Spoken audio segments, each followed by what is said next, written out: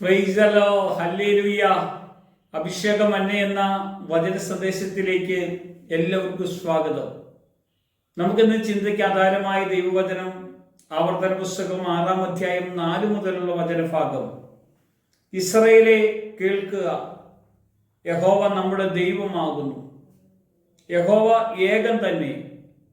നിന്റെ ദൈവമായ യഹോവയെ നീ പൂർണ്ണ ഹൃദയത്തോടും പൂർണ്ണ മനസ്സോടും പൂർണ്ണ ശക്തിയോടും കൂടെ സ്നേഹിക്കണം. ഇവിടെ 3 കാര്യങ്ങളാണ് നമ്മളോട് ഓർമ്മപ്പെടുത്തുന്നത്. ഇസ്രായേലേ കേൾക്കുക എന്ന് പറഞ്ഞാൽ നമ്മളോട് ഇത് കേൾക്കാനുള്ള വചനമാണ് ദൈവം പറയുന്നത്. യഹോവ ഏകൻ തന്നെയാണ്. യഹോവയെ എങ്ങനെയാണ് നമ്മൾ സ്നേഹിക്കേണ്ടത്? പൂർണ്ണ മനസ്സോടും പൂർണ്ണ ഹൃദയത്തോടും പൂർണ്ണ ആത്മാവോടും കൂടെ ദൈവത്തെ സ്നേഹിക്കണം.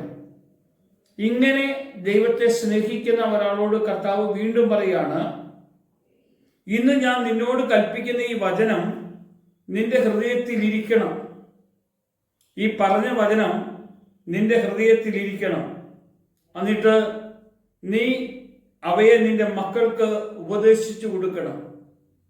യഹോവയാണ് ഏകനാണെന്നും യഹോവയായ ദൈവത്തെ പൂർണ്ണ ഹൃദയത്തോടും പൂർണ്ണ ശക്തിയോടും പൂർണ്ണ മനസ്സോടും പൂർണ്ണ ആത്മാവോടും കൂടെ സ്നേഹിക്കണമെന്ന്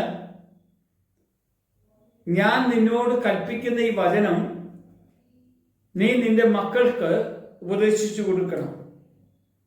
നീ വീട്ടിലിരിക്കുമ്പോഴും വഴി നടക്കുമ്പോഴും കിടക്കുമ്പോഴും എഴുന്നേൽക്കുമ്പോഴും അവയെക്കുറിച്ച് സംസാരിക്കണം. എപ്പോഴും കർത്താവിൻ്റെ ആ ശക്തിയെക്കുറിച്ചും സ്നേഹത്തെക്കുറിച്ചും കർത്താവിൻ്റെ പ്രവൃത്തിയെക്കുറിച്ചും കർത്താവിൻ്റെ ഇടപെടലിനെക്കുറിച്ചും എപ്പോഴും സംസാരിക്കണം. ഞാൻ ഇരിക്കുമ്പോൾ സംസാരിക്കണം, ഞാൻ കിടക്കുമ്പോൾ സംസാരിക്കണം, ഞാൻ എഴുന്നേൽക്കുമ്പോൾ സംസാരിക്കണം. എപ്പോഴും കർത്താവിൻ്റെ കൂടെ ആയിരിക്കാനാണ് കർത്താവ് നമ്മെക്കുറിച്ച് ആഗ്രഹിക്കുന്നത്. വീണ്ടും നമ്മോട് പറയാണ്, ഈ വചനം കിടക്കുമ്പോഴും എഴുന്നേൽക്കുമ്പോൾ അവയെക്കുറിച്ച് സംസാരിക്കുകയും വേണം. അവയെ അടയാളമായി നിന്റെ കൈമേൽ കെട്ടണം. നിന്റെ പ്രവൃത്തി പാപം ചെയ്യാതിരിക്കേണ്ടതിന്, നിന്റെ കൈ പാപഹേതുവാകാതിരിക്കേണ്ടതിന് ഞാൻ നിന്നോട് പറഞ്ഞ വചനം നിന്റെ കൈമേൽ കെട്ടണം.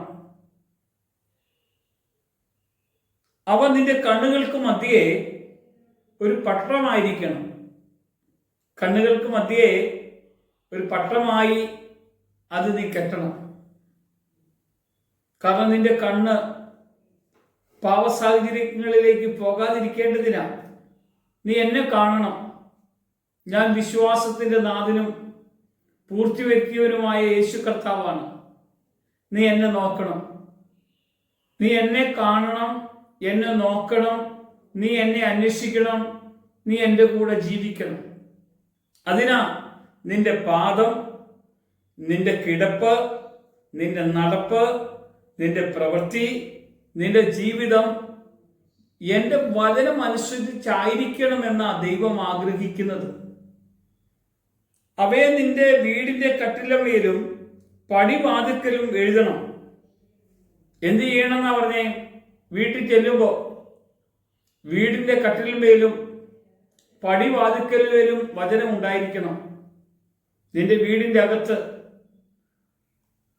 നീ ദൈവവചനം സംസാരിക്കണം. പാപം ഇതിന്റെ അകത്ത് വെളിപ്പെടാൻ പാടില്ല. പാപത്തിന്റെ ഒരു അസ്വസ്ഥതയും ഇതിന്റെ അകത്ത് ഉണ്ടാകാൻ ഇടയാകരുതെന്നാണ് ദൈവം ആഗ്രഹിക്കുന്നത്. അത് കഴിഞ്ഞ് അടുത്തത് പറയാണ്, നിന്റെ ദൈവമായ യഹോവ നിനക്ക് തരുമെന്ന അബ്രാഹാം, ഇസ്ഹാക്ക്, യാക്കോബ് എന്നീ നിന്റെ പിതാക്കന്മാരോട് സത്യം ചെയ്ത ദേശത്തേക്ക് നിന്നെ ഞാൻ കൊണ്ടുചെന്നാക്കും. നീ ഇതൊക്കെ ചെയ്തു കഴിഞ്ഞാൽ നീ എവിടെ ചെല്ലണമെന്ന് തിരുവെഴുത്ത് പ്രകാരം ഞാൻ ഒരുക്കിയിട്ടുണ്ടോ അവിടേക്ക് നിന്നെ കൊണ്ടുപോകും. പ്രിയമുള്ളവരെ, നമ്മൾ കർത്താവിന്റെ സന്നിധിയിലായിരിക്കുന്നത്. ഈ തിരുവെഴുത്ത് നമ്മുടെ ജീവിതത്തിൽ കർത്താവിന്റെ സ്നേഹത്തെ അനുഭവിക്കേണ്ടതിന് ലോകത്തിൽ നമ്മൾ ആരെ സ്നേഹിക്കുന്നേക്കാൾ ഏറ്റവും അധികം സ്നേഹിക്കാൻ അവന്റെ സന്നിധിയിൽ കാത്തിരിക്കാനുമുള്ള ഒരു കൃപയാണ് ദൈവം തന്നത്. ദൈവസ്നേഹം വർണ്ണിക്കാൻ വാക്കുകൾ പോരാ, നന്ദി ചൊല്ലി തീർക്കുവാൻ ഈ ജീവിതവും പോരാ എന്ന് നമ്മൾ പാടുമ്പോൾ ഈ വചനം നമ്മോട് ഓർമ്മപ്പെടുത്തുകയാണ്, ഇത് പൂർണ്ണ മനസ്സും പൂർണ്ണ ഹൃദയവും പൂർണ്ണ ആത്മാവും വേണം. ഒരു നിമിഷം നമ്മളെ ഏൽപ്പിച്ചൊന്ന് പ്രാർത്ഥിച്ച്, കർത്താവെ, കേട്ട വചനം എൻ്റെ ജീവിതത്തിൽ ഒരു അനുഗ്രഹമായി മാറ്റേണ്ടതിന് എന്നെ ബലപ്പെടുത്തണം, എന്നെ അനുഗ്രഹിക്കണം, ദൈവകൃപയിൽ നിറയ്ക്കണം. യേശുവിൻ്റെ നാമത്തിൽ തന്നെ ആമേൻ.